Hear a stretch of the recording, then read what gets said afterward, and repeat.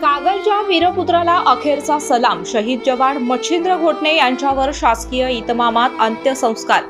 कोल्हापूर जिल्ह्यातील कागल तालुक्यातील ठाणेवाडी गावावर रविवारी दुःखाचा डोंगर कोसळला.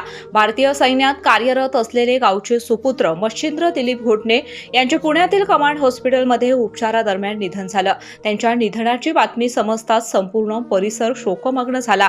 मॅग्नाइज्ड इन्फंट्री बटालियन युनिट 25 मध्ये कार्यरत असलेले मच्छिंद्र घोटणे गेल्या काही दिवसांपासून ब्रेन ट्यूमर या गंभीर आजाराशी झुंज देत होते.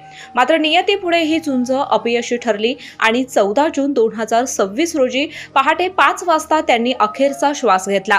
देशसेवेसाठी आयुष्य समर्पित करणाऱ्या या जवानाच्या निधनाने कुटुंबासह संपूर्ण गावावर दुःखाची छाया पसरली. त्यांच्या पश्चात पत्नी शीतल घोटणे, मुलगा रणवीर, मुलगी तनिष्का, वडील दिलीप घोटणे आणि आई ताई घोटणे असा परिवार आहे. सोमवारी पहाटे दक्षिण कमांड येथे त्यांना लष्करी मानवंदना व गार्ड ऑफ ऑनर देण्यात आला. त्यानंतर त्यांचे पार्थिव विशेष रुग्णवाहिकेतून मूळ गावी आणण्यात आले.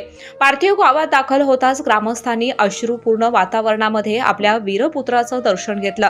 गावातून काढण्यात आलेल्या अंत्ययात्रेत शेकडो नागरिक सहभागी झाले होते.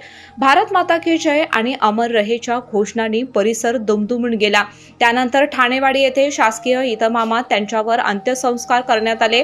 यावेळी सैन्य दलाचे अधिकारी, गावातील पदाधिकारी, मुरगुड पोलीस ठाण्याच्या उपनिरीक्षक क्रांती पाटील, गोपनीय विभागाचे प्रशांत गोजारे तसेच मोठ्या संख्येने नागरिक उपस्थित होते. देशसेवेसाठी आयुष्य वाहिलेल्या या वीर जवानाला संपूर्ण कागल तालुक्यातून भावपूर्ण श्रद्धांजली अर्पण करण्यात आली.